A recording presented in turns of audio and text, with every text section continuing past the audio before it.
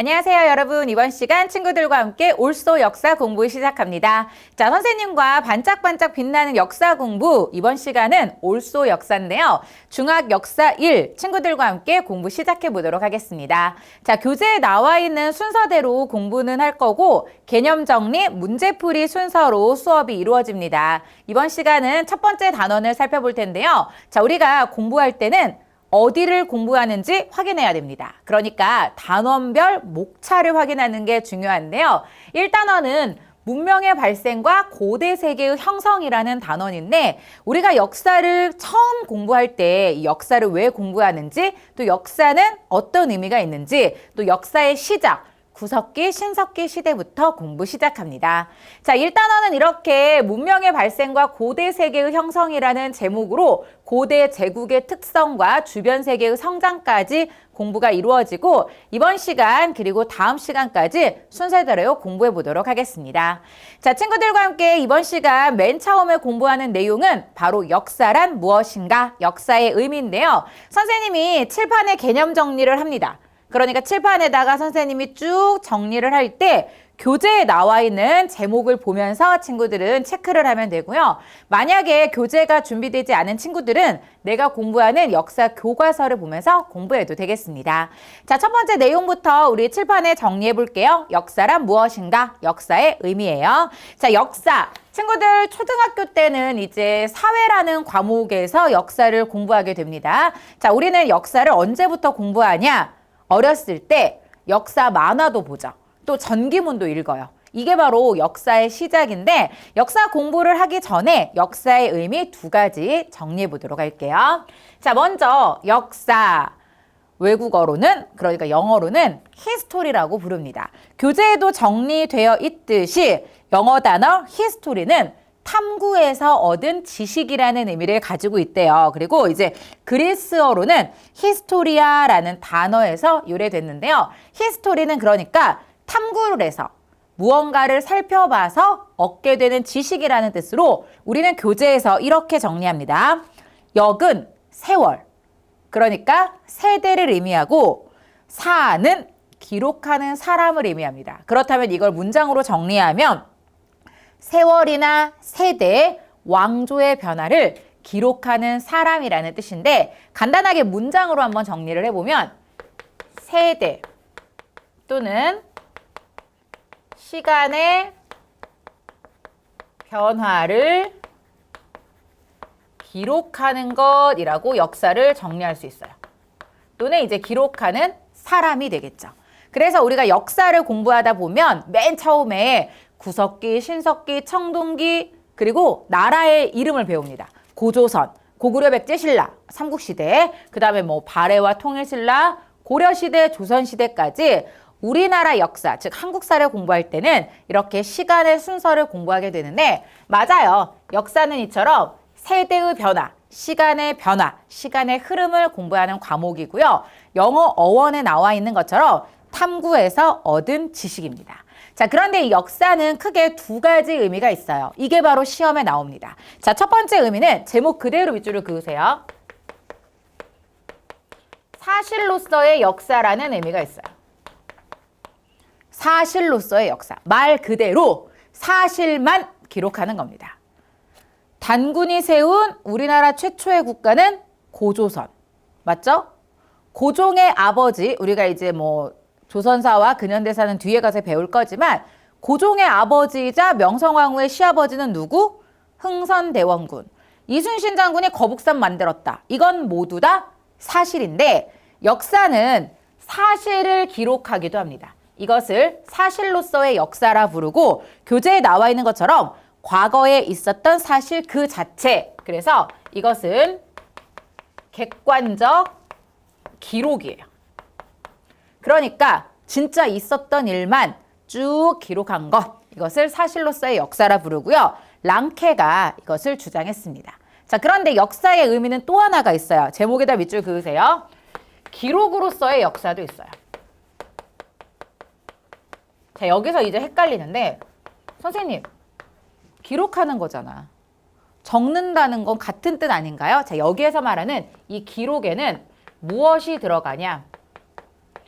주관적 해석이 들어갑니다. 즉, 개인적인 생각이나 견해가 들어간다는 뜻이에요.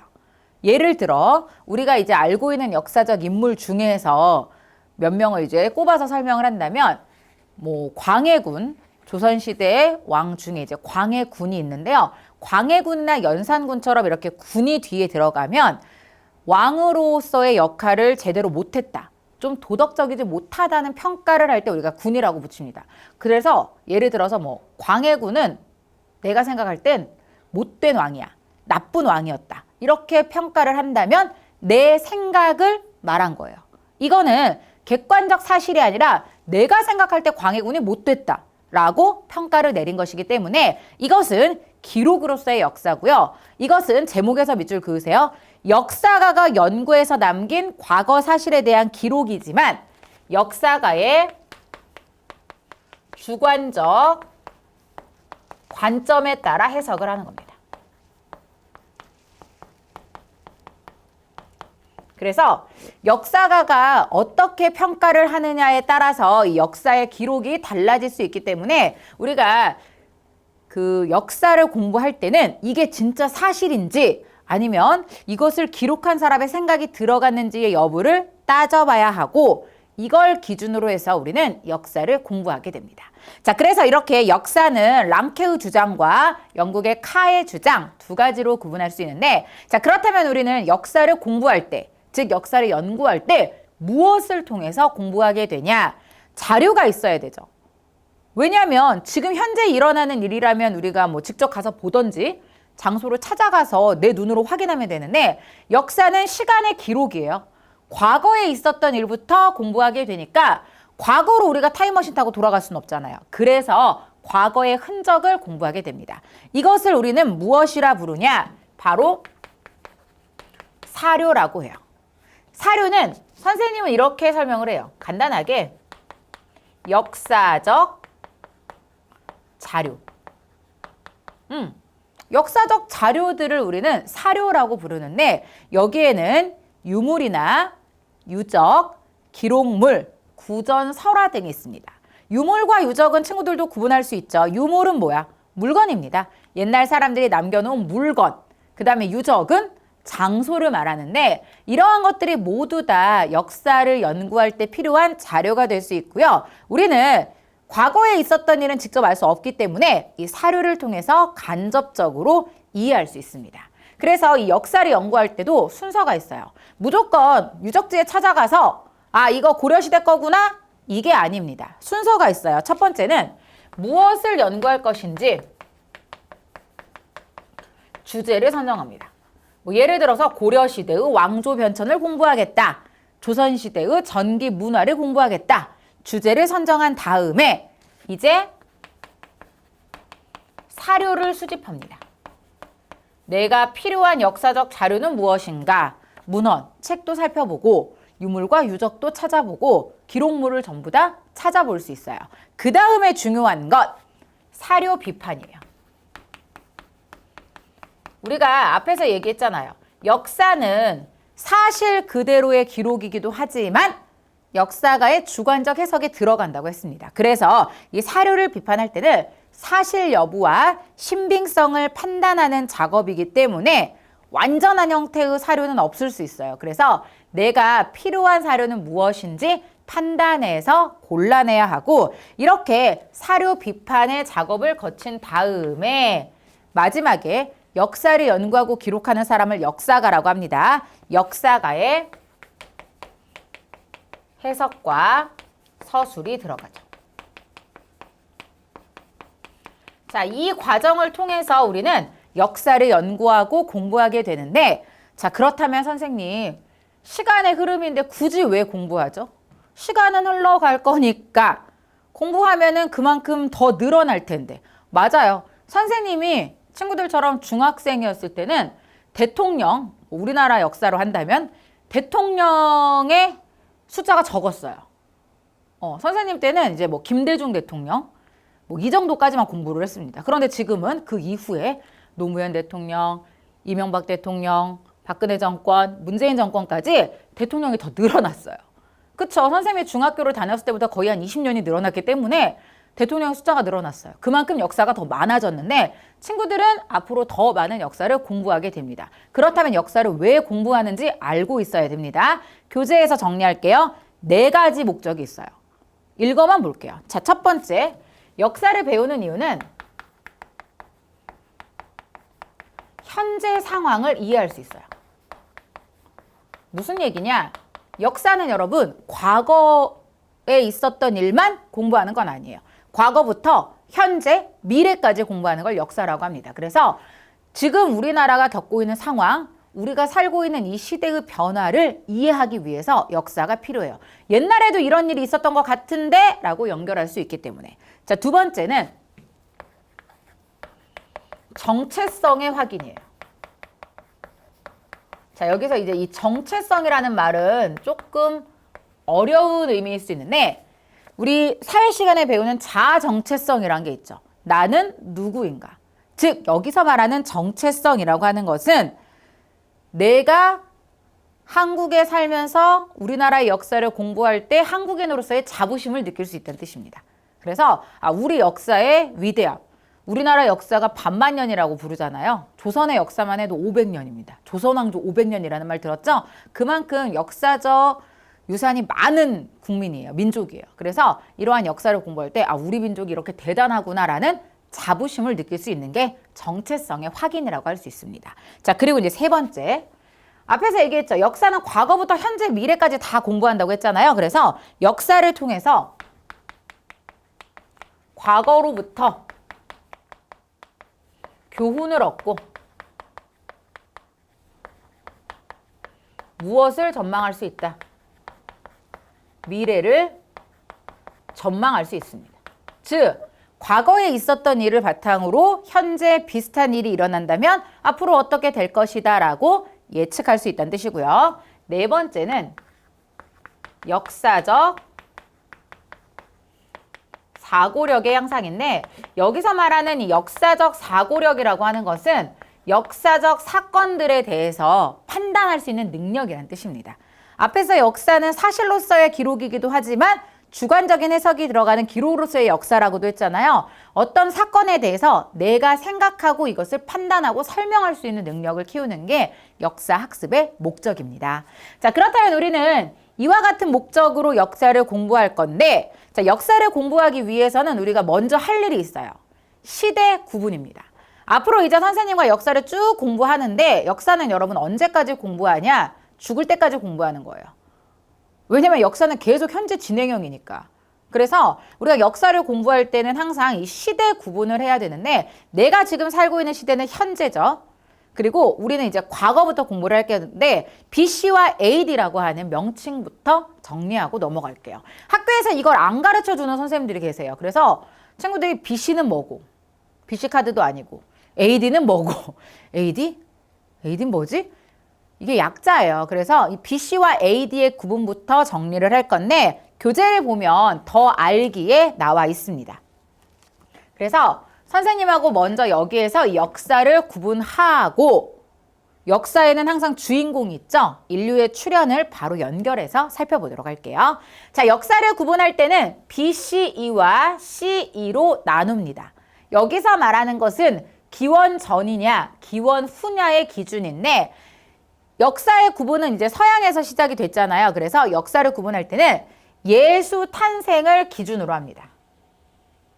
그래서 BC는 Before Christ라고 해서 예수 탄생 이전이라는 뜻이고요.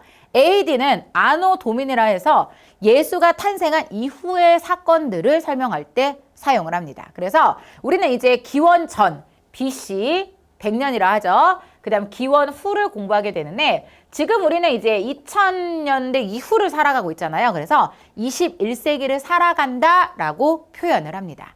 그래서 우리는 이제 역사를 공부할 때는 항상 BC와 AD 이 부분을 통해서 시대를 구분하면 되고요. 이렇게 역사 연대를 표시하는 방법도 상식적인 부분에서 알아두면 되겠습니다. 자, 그렇다면 우리는 바로 이어서 이제 역사의 주인공들, 인류의 출현을 살펴볼 건데요. 자, 인류는 진화를 했어요, 여러분. 진화라는 뜻은 발전을 했다는 뜻입니다. 즉 우리가 이제 뭐 창조론과 또 이제 그 인류의 진화 중에서 진화론이라는 게 있는데, 창조론이라는 것은 이제 종교적인 의미로 볼 수 있어요. 예수님이, 그러니까 하나님이 뭐 흙으로 인류의 모습을 만들어서 남자와 여자를 만들었다. 이거 이제 종교적인 부분이 강하고, 이제 종의 기원이라는 책에도 나와 있지만 이제 진화론이라는 게 있는데, 우리의 조상이 원숭이다. 이런 표현일 수 있습니다. 그런데 선생님도 종교가 있지만 뭐 둘 다 뭐가 옳다 나쁘다 이건 아니고, 공부하는 내용 그대로 친구들은 이해하면 됩니다. 자, 인류는 이 단계로 진화해 왔어요. 최초의 인류는 누구? 오스트랄로피테쿠스인데, 우리가 고릴라나 뭐 침팬지 이쪽 원숭이과랑 닮았다라고 생각을 많이 하죠. 자, 오스트랄로피테쿠스가 390만 년 전에 등장을 했고요. 그 다음에 호모 에렉투스, 호모 네안데르탈렌시스, 호모 사피엔스까지 진화를 했습니다. 자, 우리의 현재 모습과 가장 비슷한 것은 호모 사피엔스인데, 호모 사피엔스가 바로 현생 인류의 직접적인 조상이에요. 그러니까 이 모습이 지금 우리랑 가장 비슷하다라고 표현을 하는 거고, 그 전 단계부터 우리는 몇 가지 특징을 공부할 수 있습니다. 그래서 시험 볼 때 이분들이 나옵니다. 그래서 우리가 학교에서 시험 볼 때 여러분 대부분 시험지는 흑백이기 때문에 이분들이 사진으로 나오거나 그림으로 나오는 일은 거의 없고요. 이름과 즉 명칭과 이들의 특징이 시험에 나옵니다. 그래서 순서대로 연결하시오 1번 문제, 특징으로 알맞지 않은 거 고르시오 2번 문제, 다 섞어놓고 구분하는 거까지 시험에 나오기 때문에 각각 인류의 특징을 하나씩 정리해 보도록 하겠습니다. 칠판에서 이제 정리를 해볼게요. 자, 먼저 최초의 인류 명칭은 여러분 다 알아야 돼요. 그래서 이제 칠판에 정리를 해보면 이쪽에 이제 순서대로 적어볼게요. 자, 최초의 인류는 오스트랄로피테쿠스입니다. 그냥 이분은 한 줄로 정리가 되죠. 교재에도 나와 있습니다. 최초의 인류입니다. 그리고 이 오스트랄로피테쿠스를 인류로 보는 이유는 두 발로 서서 걸어요. 그래서 무엇을 한다? 직립보행을 한다라고 표현을 합니다. 그러다 보니 두 손을 자유롭게 쓸 수 있었고요. 간단한 도구를 사용할 수 있었습니다. 최초의 인류 오스트랄로피테쿠스. 자, 두 번째 이제 호모 에렉투스는 오스트랄로피테쿠스보다 조금 더 허리를 세웠어요. 그래서 허리가 완전히 펴졌고요. 이는 불과 언어를 사용하는 모습도 볼 수 있습니다.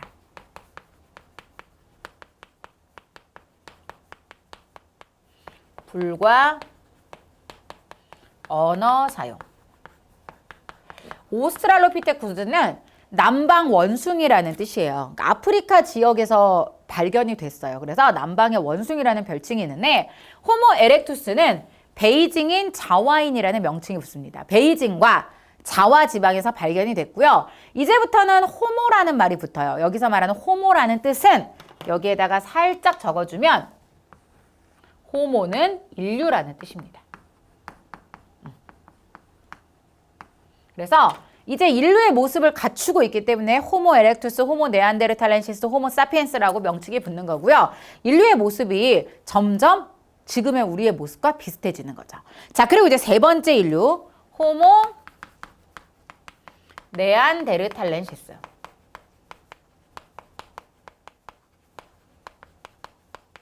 자, 호모 네안데르탈렌시스는 호모 에렉투스보다 더 발전을 했습니다. 그래서 약 40만 년 전에 등장을 했고요. 죽은 사람을 매장하는 풍습이 있었어요. 그러니까 우리가 장례라고 하는 걸 하잖아요. 사람이 죽으면 땅에 묻거나 화장을 하잖아요. 이런 것에 대한 인지가 생겼다는 뜻이고요. 사후 세계, 죽은 다음의 삶을 생각할 수 있게 되었다는 뜻입니다. 그만큼 머리가 발달했다는 얘기예요. 뇌 용량의 크기가 점점 커지는 시기입니다. 자, 그리고 이제 마지막 호모 사피엔스. 여기서 이 사피엔스라는 뜻은 여러분 유명한 책 제목이기도 합니다. 이 사피엔스라는 뜻은 생각하는 이라는 뜻이에요. 뭐 지혜로운 이라는 뜻인데, 이전 단계들보다 생각하는 능력이 더 발달했다는 뜻이고요. 현생 인류입니다. 그래서 현생 인류에 이런 표현을 쓰죠. 직접적 조상. 그래서 우리가 이 인류의 출현은 단계적으로 친구들이 기억을 해야 되고요. 각각 인류별로 어떤 특징을 가지고 있는지 친구들이 오스트랄로피테쿠스, 호모 에렉투스, 호모 네안데르탈렌시스, 호모 사피엔스까지 순서대로 정리할 수 있습니다. 그리고 이제 호모 사피엔스는 다른 표현이 하나 더 있어요. 크로마뇽인이라고 합니다. 크로마뇽 지방에서 발견이 돼서 그래요. 그래서 이러한 별칭도 몇 가지 알아두면서 인류의 출현 단계별로 정리합니다. 자, 그리고 이제 인류가 출현하면서 어떤 삶의 모습이 만들어집니다. 자, 우리는 이제 선사시대라고 하는 것을 공부하게 되는데 선사시대와 역사시대를 먼저 구분할 수 있어야 됩니다. 선사시대는 역사 이전이라는 뜻으로 구석기와 신석기 시대를 말하고요.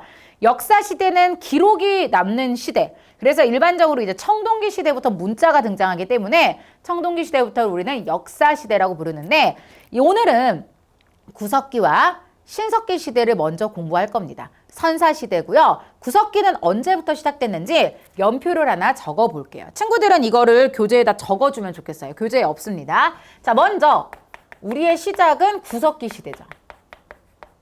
그리고 신석기 시대인데 한반도에는 구석기 시대부터 인류가 살았다고 기록이 남아 있습니다. 구석기 시대는 지금으로부터 언제냐? 약 70만 년 전이에요. 여러분, 지금 2020년, 2019년, 2021년 이렇게 연도가 되는데 여기서 빼기 70만 년 전을 해야 됩니다. 마이너스가 나오죠. 그러니까 역사가 굉장히 옛날부터 시작됐다는 뜻입니다. 그리고 이제 구석기 시대 다음은 이제 신석기 시대인데 신석기 시대는 지금으로부터 약 1만 년 전을 말해요. 그렇다면 구석기는 무려 69만 년 동안 진행이 됐어요. 자, 여기서 구석기 시대, 신석기 시대 이들은 공통점이 있습니다. 과자 중에 석기시대라는 과자가 있었는데 선생님 어렸을 때. 자, 여기서 말하는 석기시대는 무엇을 의미하냐? 도구의 재료예요. 도구의 재료가 무엇? 돌이나 나무였습니다. 다음에 이제 청동기 시대로 가면서 도구의 재료가 청동으로 바뀌고 그 다음에 철기 시대로 가면서 도구의 재료가 철로 바뀝니다.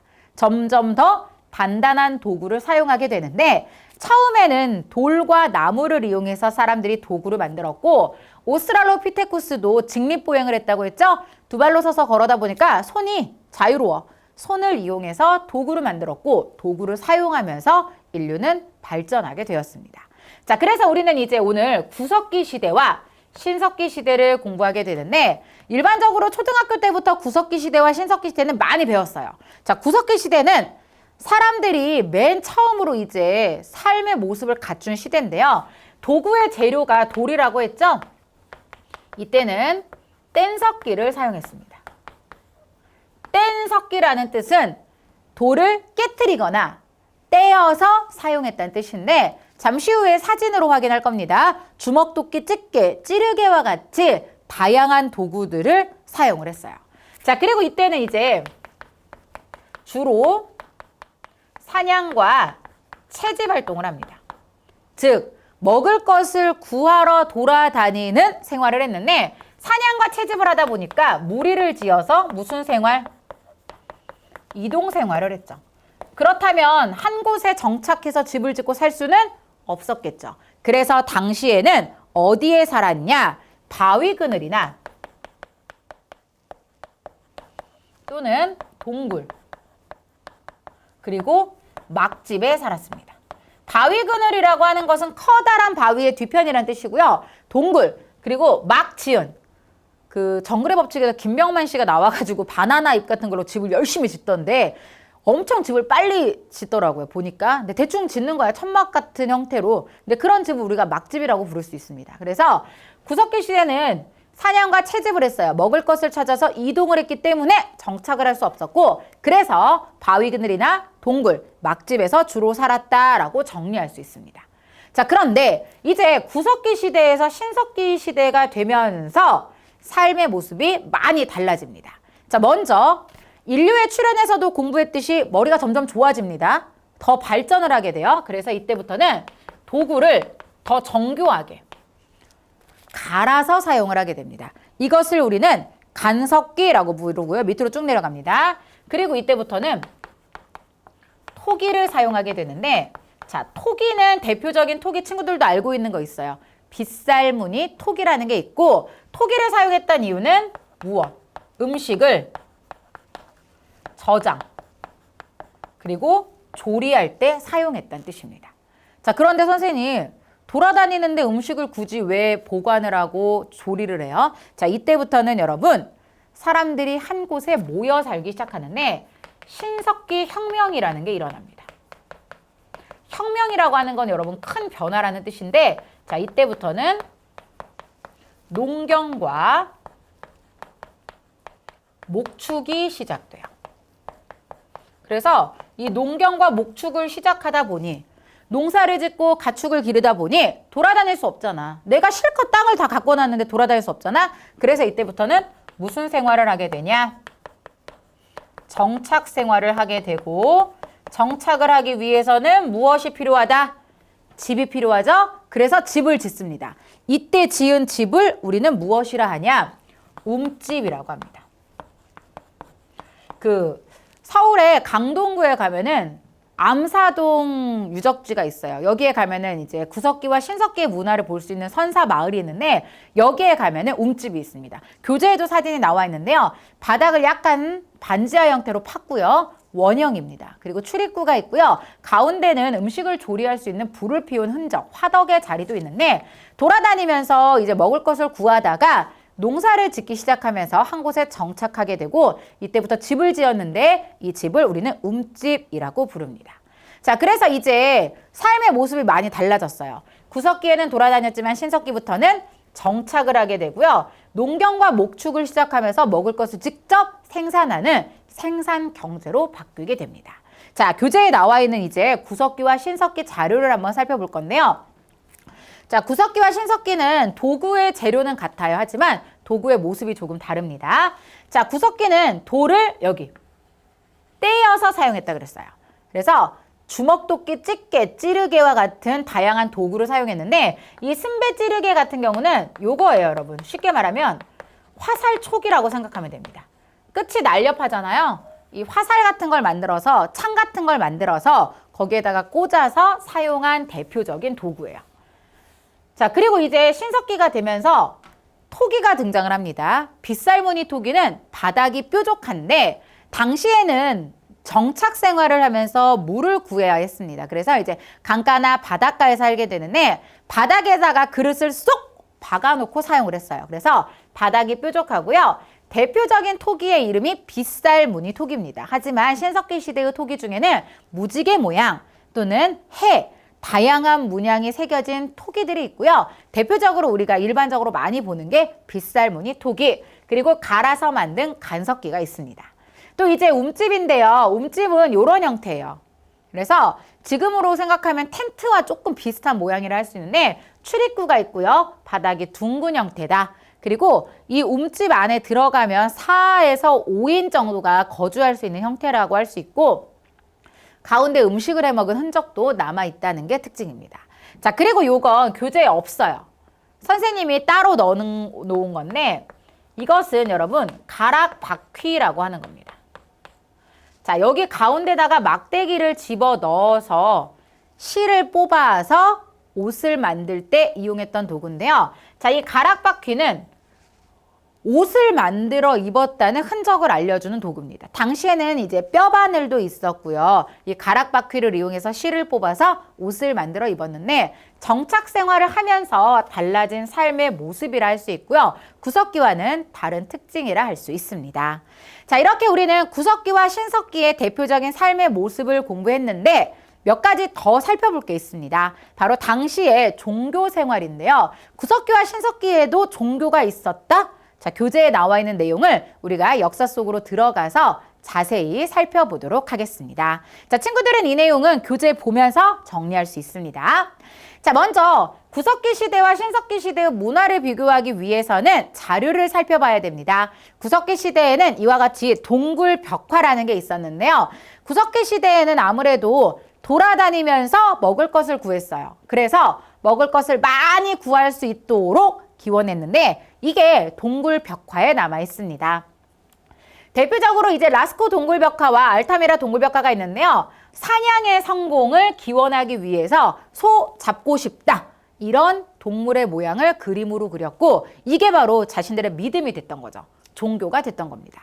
또 구석기 시대의 대표적인 조각상 빌렌도르프의 비너스상이 있는데요. 선생님 아닙니다. 가슴이 크고 배가 많이 나온 여자는 뚱뚱한 여자를 상징하는 게 아니라 당시에 풍만한 여인의 모습을 표현한 겁니다. 그래서 이 당시에 여인의 모습은 다산의 상징이었어요. 자식을 많이 낳아서 인구를 늘리는 게 이들의 목적이었기 때문에 다산의 상징이라 볼 수 있고요. 대표적인 구석기 시대의 유물이라 하겠습니다.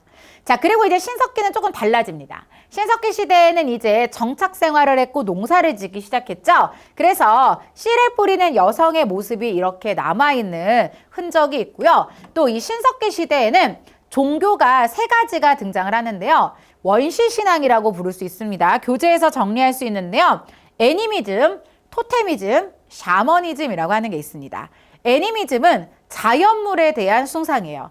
해, 달, 물, 이들에게 기원을 하는 거고요. 토테미즘은 이제 우리가 청동기 시대로 넘어갈 건데 동물을 숭배하는 겁니다. 전통적으로 우리 민족은 곰과 호랑이를 숭배하죠. 샤머니즘은 이제 주술적인 의미로 오늘날로 얘기하면 이제 무당이나 이러한 중간자가 필요한 이러한 종교인데요. 어떤 특정한 주술적 능력을 가진 사람에게 의지를 해서 무언가를 기원하는 모습이 샤머니즘이라 할 수 있습니다. 자, 이처럼 구석기와 신석기에는 다양한 형태의 종교, 즉 원시신앙이 등장하는데요. 구석기 시대는 사냥이 잘 되고 다산의 풍요를 기원하는 자료가 등장하고요. 신석기 시대에는 이와 같이 벽화도 등장하지만 당시에 조개 껍데기 가면이라든지 또 당시에 옷을 만들어 입었던 뼈바늘, 가락바퀴와 같은 유물들도 함께 정리하면 되겠습니다. 자, 이렇게 해서 이번 시간은 첫 번째 단원을 마무리합니다. 문명의 등장을 공부하기 전에 역사란 무엇인가 살펴봤는데요. 구석기와 신석기, 인류의 출현까지 교재에 나와 있는 내용 쭉 정리하시고요. 다음 시간엔 이 내용 가지고 문제풀이 수업 이어가겠습니다. 교재에 나와 있는 내용 친구들 한번 쭉 읽으면서 마무리하고 궁금한 점은 게시판을 통해서 올려주면 되겠습니다. 첫 번째 시간은 여기에서 마무리할게요. 수고하셨습니다.